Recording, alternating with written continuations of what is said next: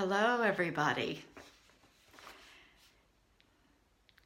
Carla here, Cosmic Crone, and I am ready to consult with the Cosmic Crone about the full moon in Scorpio.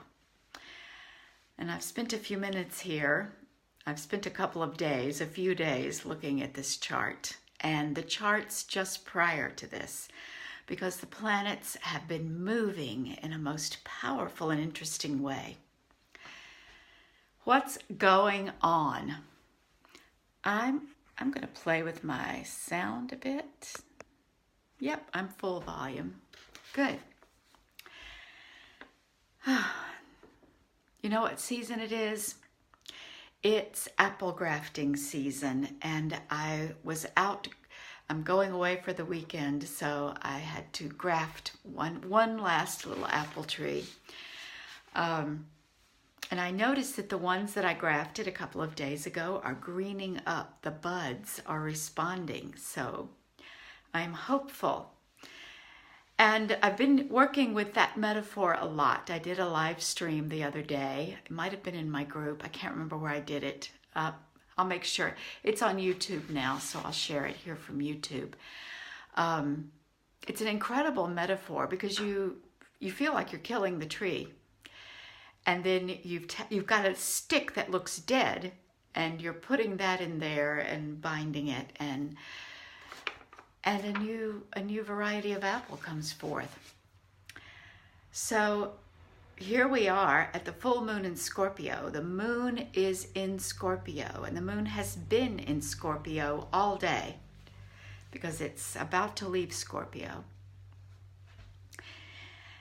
And Scorpio and the moon go well together.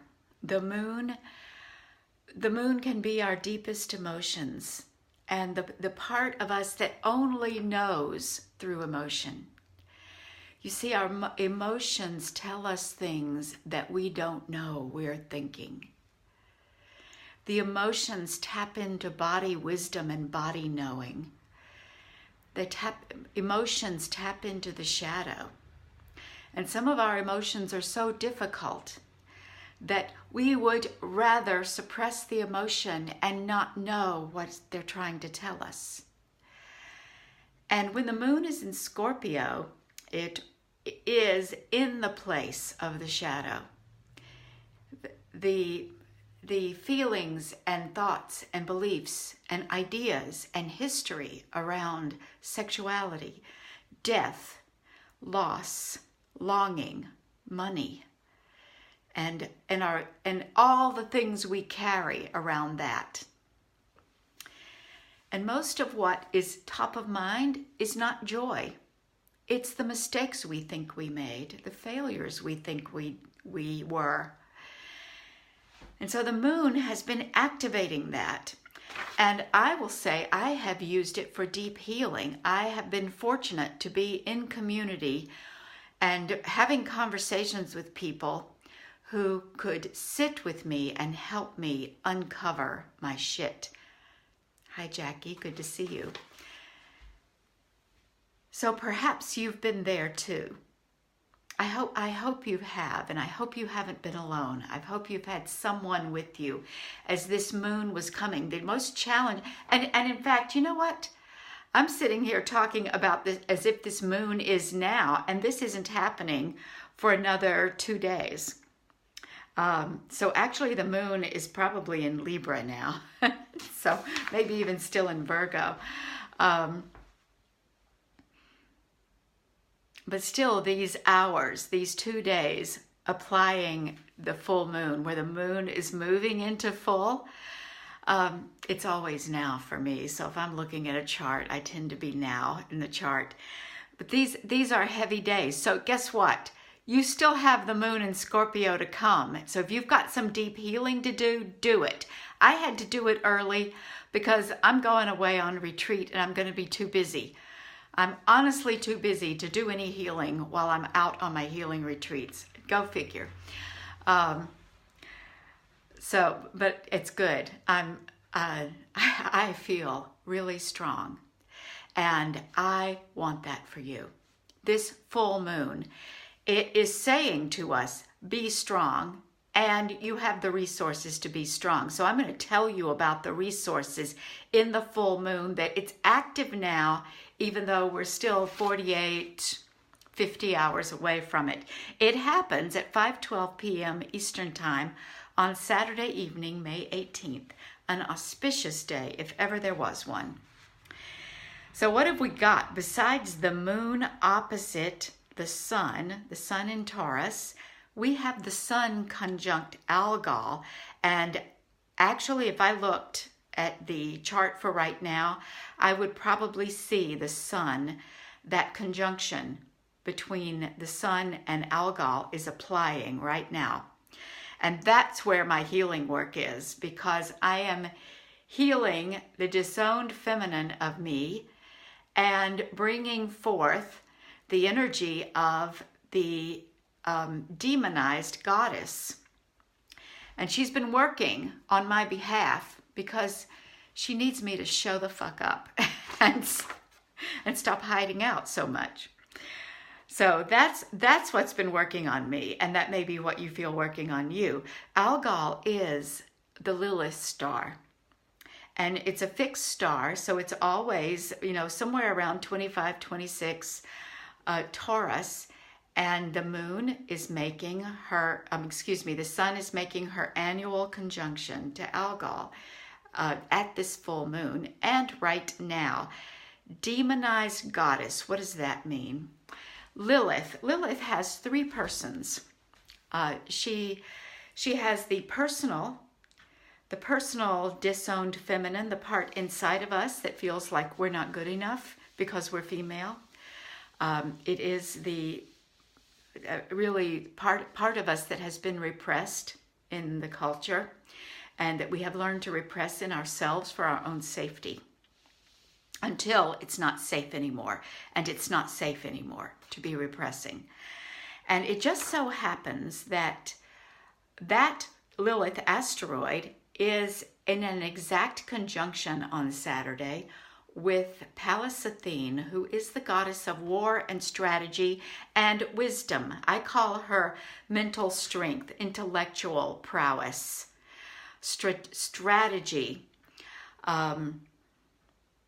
the part of it, having a strong mindset. Women, we need a strong mind as well, and we have a strong mind. It is a strong mind that keeps us going, one foot in front of the other. And these two are together. And I see that as a very strong healing aspect, where our feminine mind can reach into that disowned, hurting part of us and say, come out. I've got you. Let's work together on this. And that is happening at the exact moment of the full moon, and the sun, and this full moon happening in an aspect to the demonized goddess, which is what happened when the monotheist said, the goddess is the same as Satan. She is the bride of Satan. She is evil incarnate, or evil personified. Make her a demon and kill her and destroy her temples and kill all the people who worship her and suppress the women, because we embody her. So that's activated right now. And what else is activated? Eris, the goddess of discord. She causes all kinds of trouble, and right now we need her. How can we use Eris right now? Eris, we could activate Eris because we need to be spies. We need to throw spanners in the works of the culture and the lawmakers that are... Oh, end of school, I believe you, Jackie. Yep. Eris, the goddess of discord, is undermining. She's... the bullshit that's going on in the state houses and the Congress and the courts, all across the country of the United States and even the world. The suppression of women and women's rights, the suppression of human beings, the suppression of the earth, destruction. What is it that they're doing? It's hypocrisy. Hypocrisy. What somebody, I can't remember who, posted something. One of you people who listens to me, that I follow you, said that, you know, the patriarchy doesn't give a shit about women, is paraphrasing, except for the aspects of women that they want to use. So, Eris says, fuck that shit, you're not getting away with it. And right now, she is in an exact conjunction to Chariklo, who is the feminine healer. She is Chiron's consort, and she is in a long, slow conjunction with Pluto. And they're both still in conjunction with retrograde Saturn. And all of this is in Capricorn. So in the houses of law, the institutions that run things, there is a whole lot of energy. Chariklo is there almost as a saving grace because she is kind of sticking close to Pluto through all this and saying, we are going to use the healing properties of this death and transformation and rebirth process that you stand for, even though it looks like death and destruction right now. And Saturn, we can always look for the elevated aspects of Saturn. You know, what are the positive aspects of Saturn? A container, a form, a process. And yes, he stands for the laws and the rules and the things that feel like they control us. And choose power. Choose your own power.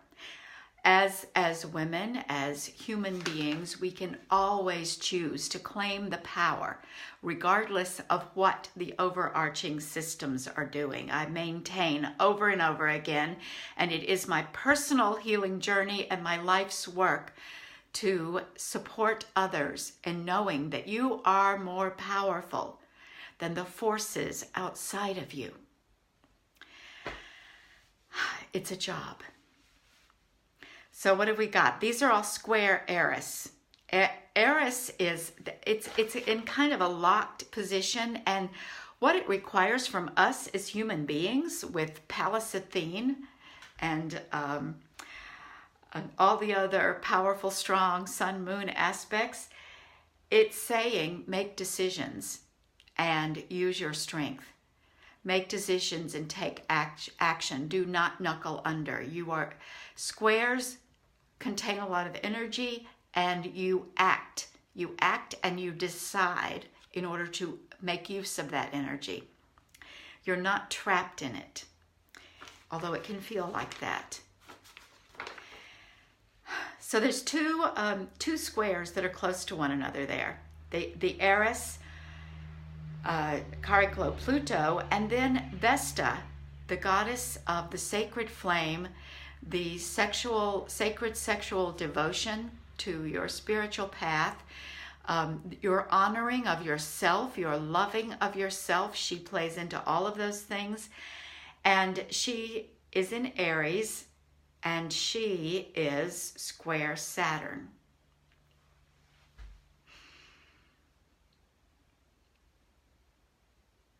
She's really demanding that Saturn stand up.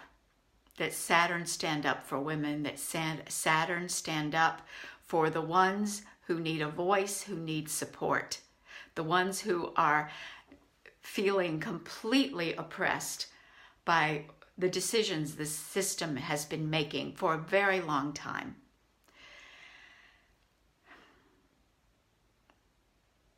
Vesta says, don't give up, keep the faith.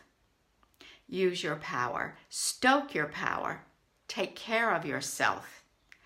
Love yourself into power. And we don't really know how to do that. We have to remember how to do that.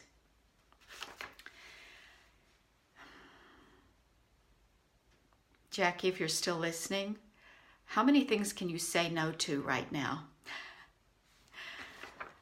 Yeah. You know that this time of year is busy. It demands a lot from you, and I guess you have school-age children and you work in the schools. So just look and say, how many things can you say no to? And how many ways can you say yes to yourself? I would say that is job one for the next month or so. I don't know how long school's going this year. Okay, what else is happening? We've got some trines. We have Eris. She's still trine Jupiter. And that is separating a little bit, but Jupiter's so big that I think that's going to be effective for a long time, which means Jupiter is amplifying and expanding the effects that are going on. The other trine that is extraordinary, I'm gonna backtrack a little bit to a couple of days ago. I was inspired to look at the chart of the moment. Sometime, I think it might have been Tuesday, maybe it was yesterday. And I noticed that Saturn was in the very last degree of Gemini, which is the, what does Eric Francis call it? The 9/11 degree. It's a degree that comes into play. It's usually aspecting when big bad things happen, like the deep. Thank you, Jackie. That's what we're here for.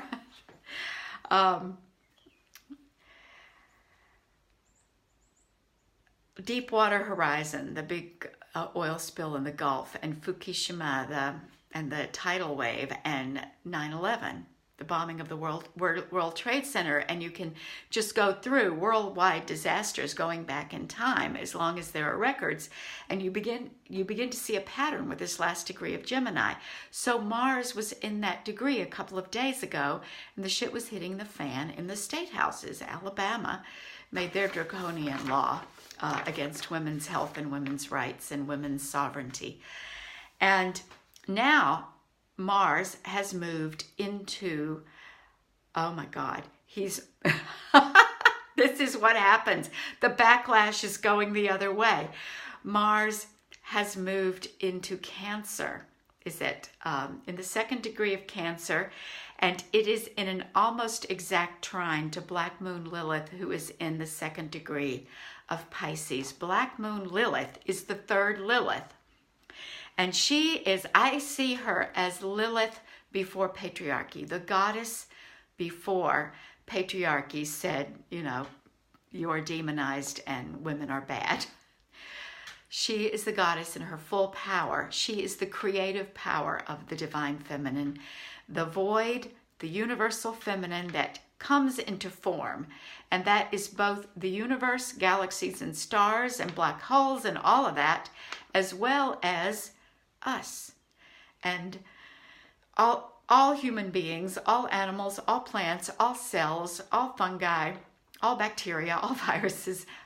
She made everything. She didn't make it as in, I am powerful, I made it with my hands. She is it. There is no separation between her and all of us. So this is in an exact trine to Mars.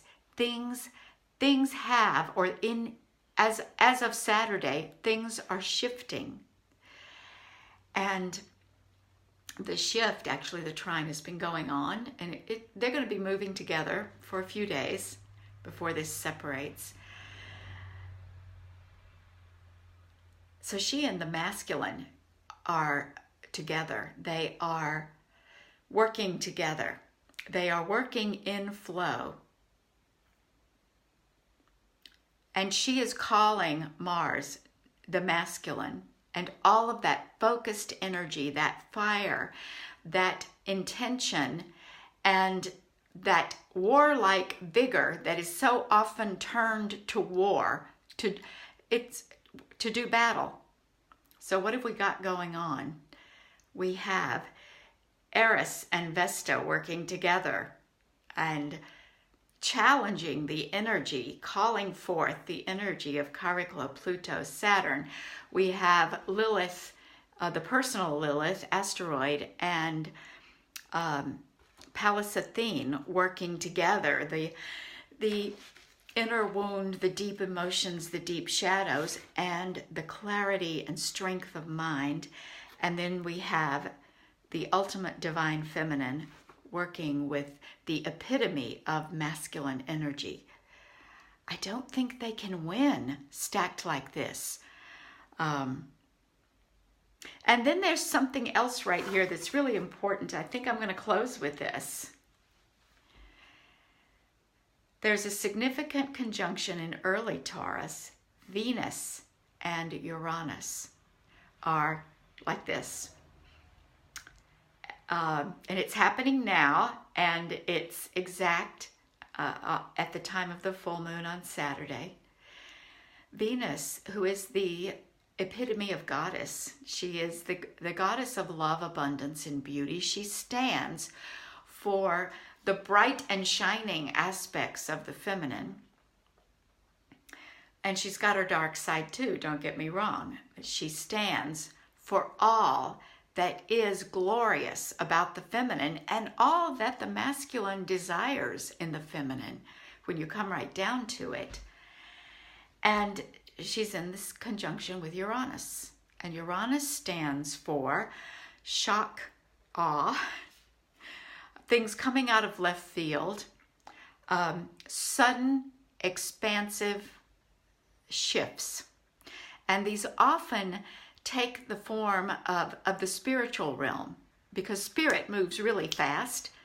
So Uranus can, it could be a detonation, it could be shocking news of some kind, but it can also be a spiritual awakening. It could be a shift in the awareness, the collective awareness.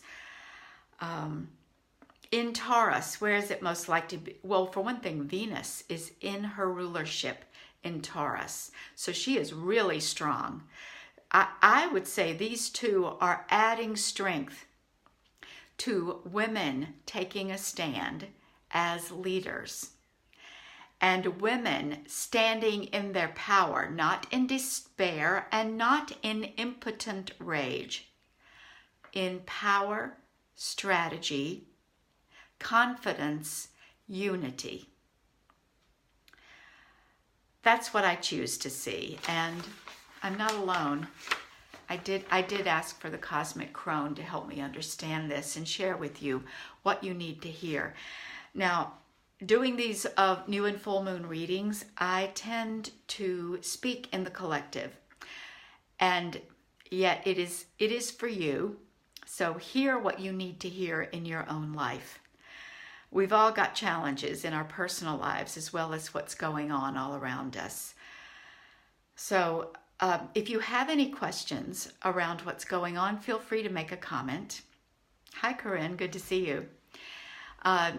And post a question about what's going on. How might this moon be applying? And maybe you need to come back later because we're almost through. So if you're listening to the recording, put it in there and I'll make sure I check it out again before I go to sleep tonight.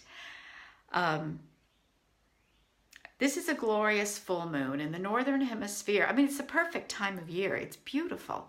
No matter which hemisphere you're in, you're either having a gorgeous fall night or you're having a gorgeous spring night. And we in Maine have been waiting long enough for spring. I think it got up to 60 degrees today and the sun came out for a minute. That's good. So if there are no more questions for me right now, I am going to let you go back to your day. Thank you for joining me here. I wish you many full moon blessings and have a beautiful weekend. And I hope you have the opportunity wherever you are to dance under the light of the moon. Bye-bye.